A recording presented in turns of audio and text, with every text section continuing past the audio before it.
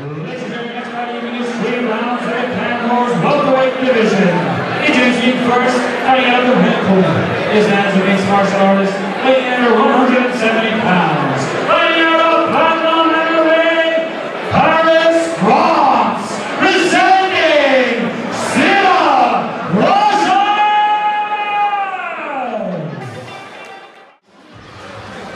As the moment is weighing the Clan page, fighting out of the blue corner. This man's a mixed martial artist, weighing in at 170 pounds. Fighting out of Belfast, presenting Sammy Tufts.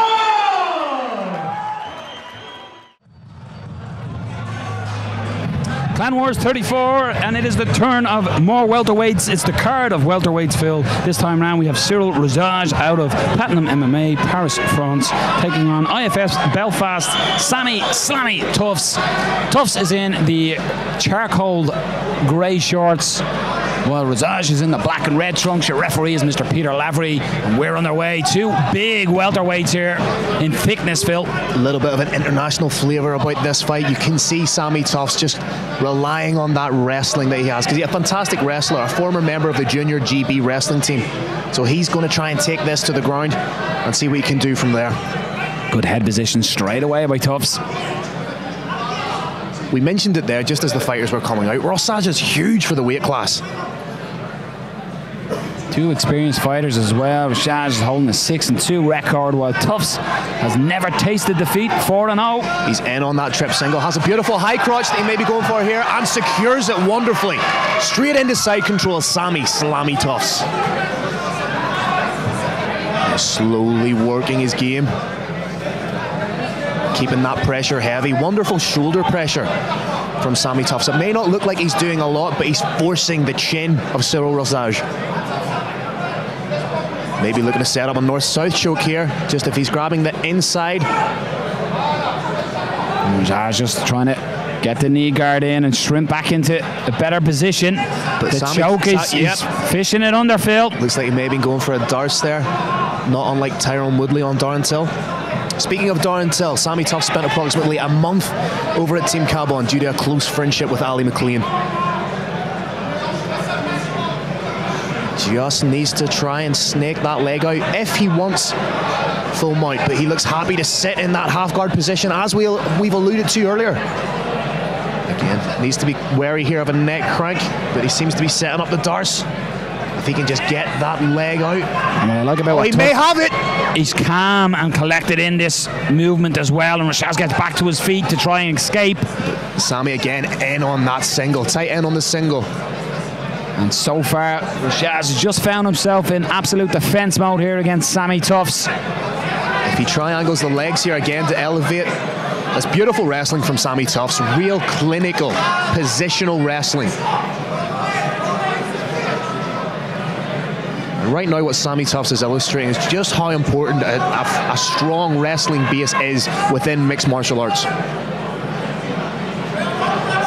Rossage looks like he may be trying to work for a guillotine, but it's very hard to get purchase on it when you're in this position. And again, Tough, something we've seen in the earlier fights, just getting to cross the legs of Rossage as well, and just trying to get and advance better his position, but Sammy Tufts big strikes from the parterre position, yep. Left hands as punishment for that, and again, this is what he is like White and Rice. He doesn't allow his opponent a moment to get back to his feet. As soon as he starts to get back up, he closes that distance and drags him back into the hell that is the mat.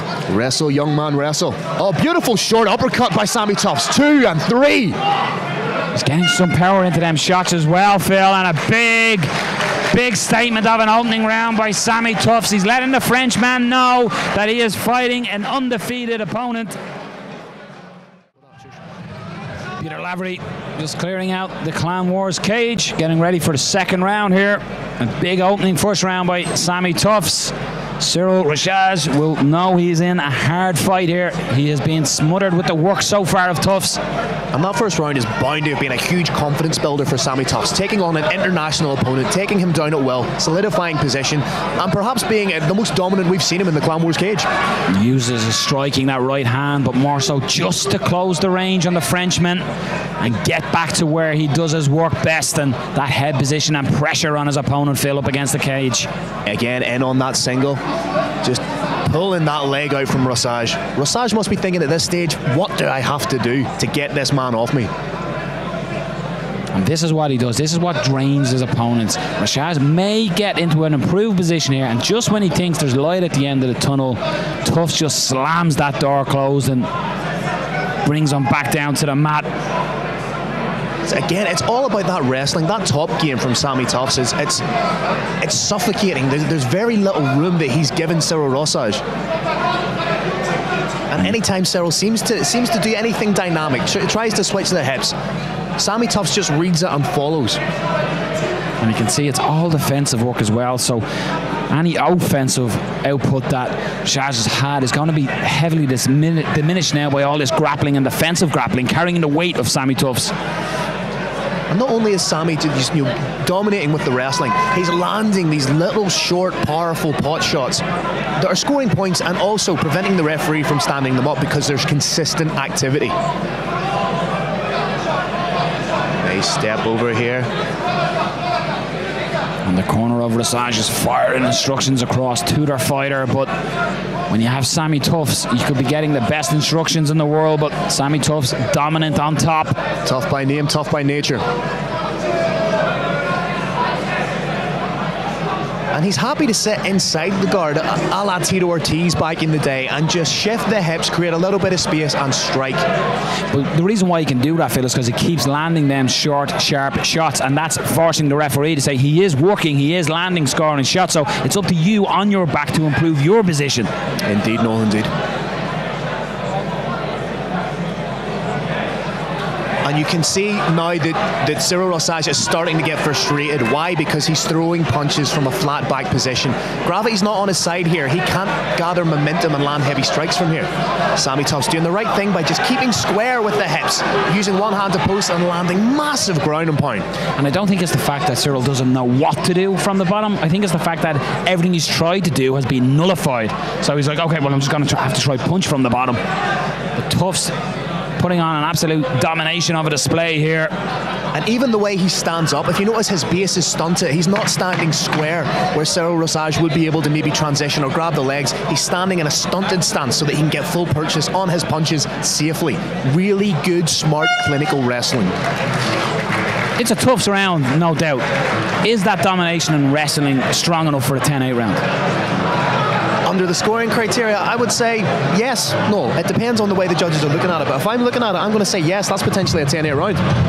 Cyrille Rossage going back to his corner, looking a very frustrated figure. Looks like he's going to need a highlight reel finish, or a finish of some sort, to get the victory here in Belfast.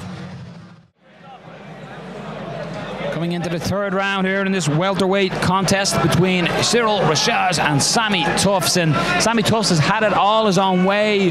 Phil, what does the Frenchman need to do to pull this one from the fire? I'm thinking distance management is going to be his friend, because he knows that Sammy Tufts will close the distance. He can't allow Sammy to come in. But good boxing there from Sammy Tufts as well. Recently, he's been supplementing that wrestling game with really strong boxing fundamentals. But he got big caught left hand there again.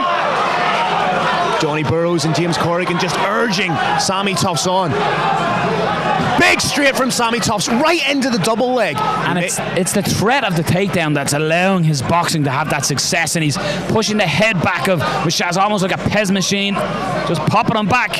Big heavy shots, and Rossage for that, he probably happy that they were exchanging on the feet, but after a couple of exchanges and heavy shots landed, he now finds himself in that familiar position of Sammy Tufts on top, raining down shots. It's the chain attack there of Sammy Tufts that I find so impressive. Not just diving in blindly for the takedown, but setting it up with his boxing, showing how well-rounded he is as a mixed martial artist. This is exactly where Sammy Tufts wants to be. He's doing his work. It's the accumulation of punches that may open something up. you can't but admire the level of grappling that Sammy Tufts brings in here. And I know a lot of new to the game fans want to see fighters stand and trade, but as you said in a fight earlier on this evening's card, Phil, bring it to where you are the big swimmer, where you are the shark in the water, and that's what Sammy Tufts is here.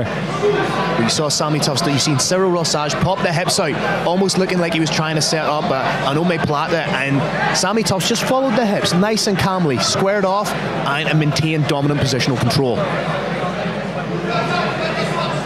I'd like to perhaps see Sammy maybe just posture a little bit and strike.